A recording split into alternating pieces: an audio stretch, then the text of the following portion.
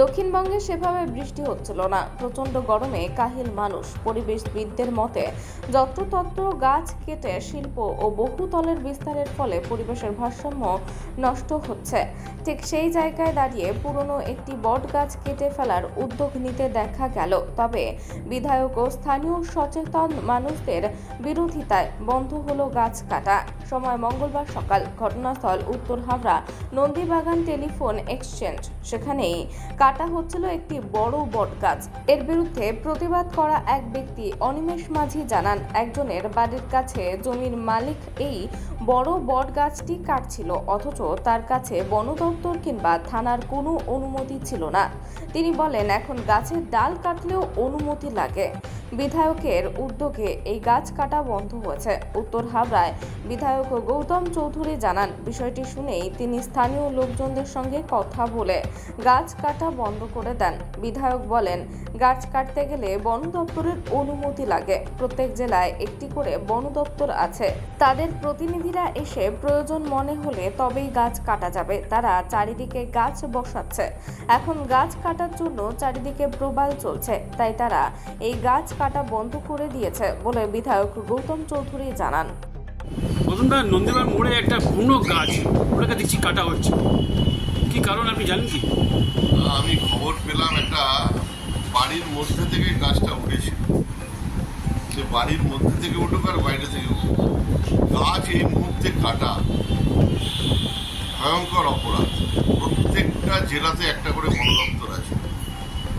যদি গাছের জন্য অসুবিধা হয় তাহলে সেই বন দপ্তরের কাছ থেকে পারমিশন নিতে হবে। সেই বন দপ্তরের থেকে লোক এসে দেখবে, খতিয়ে দেখবে যে হ্যাঁ এটা প্রয়োজন আছে কি প্রয়োজন নেই। কাউকে না জানিয়ে উনি এই গাছটা কাটছিল। যখনই আমার নজরে এসছে আমি লোকাল মানুষকে দিয়ে বাধা দিয়েছি এবং প্রশাসনকে দিয়ে তৎপরতার সঙ্গে সঙ্গে গাছ কাটা বন্ধ হয়েছে।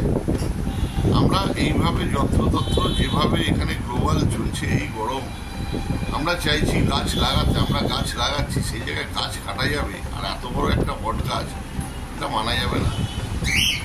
প্রশাসন ব্যবস্থা নিয়েছে, এলাকার মানুষের ব্যবস্থা নিয়েছে। কিন্তু ভদ্রমহিলা ব্যাপারটা দেখলাম সাংবাদিকরা যখন স্পটে পৌঁছালো তাদেরকে চমকাচ্ছে বলে এমএলএর সঙ্গে কথা হয়েছে, আইসির সাথে কথা আছে। তাহলে আমি কেন নিজে উদ্যোগ নিয়ে গাছটা কাটা বন্ধ করলাম? সবাই বলে এইরকম কথা, জনপ্রতিনিধিদের দোষ হয়ে যায়। সবাই বলে যে কথা হয়েছে, কথা বলেছে, পারমিশন দিচ্ছে। আমার পারমিশনে তো কিছু যায় আসবে না, সেটা বন দপ্তর থেকে পারমিশন নিতে হবে। গাছটা কাটা হবে না তো? না, গাছ আর ওখানে কাটা হবে না।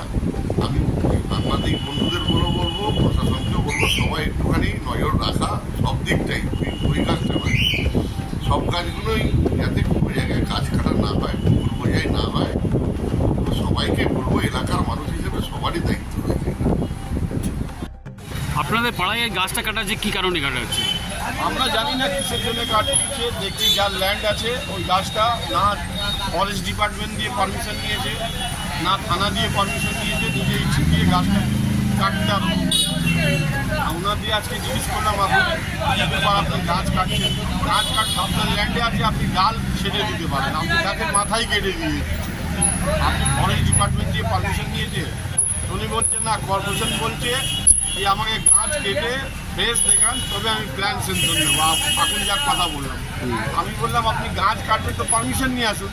হ্যাঁ, আপনার নিজের জমিনে ডাল ঢুকে আছে, ডাল কাটবেন, ডালও পারমিশন লাগবে না। আমার কথা হয়ে গেছে, যে কথা বলে কথা হলে না পারমিশন চাই, পারমিশন না থাকলে আপনি গাছ কাটতে পারবেন না। পুরো হাবড়া ডিস্ট্রিক্টে প্লান্টেশন আমরা লাগাই। আমাদের সংস্থা আছে গ্রিন এনভায়রনমেন্ট এই পাড়াতেও গাছ লাগিয়েছি, প্রত্যেক পাড়াতে গাছ লাগিয়েছি। হঠাৎ এসে লোকজন এখন কি করবেন? গাছটা বাঁচাবেন কি কাটতে দেবেন? না, গাছ তো বাঁচাবো, গাছ কাটতে পারবে না। আর গাছ কি কাটবে? আমরা ছিলাম না, আমরা যে ছিলাম এখানকার বিধায়ককে বললাম, বিধায়ক ফোন করলো, বললো কাজ বন্ধ করো। বিধায়ক অনেক কোঅপারেট করেছে, বলে গাছ কাটা যাবে। আপনার নাম? আমার নাম অনিল কুমার সিং।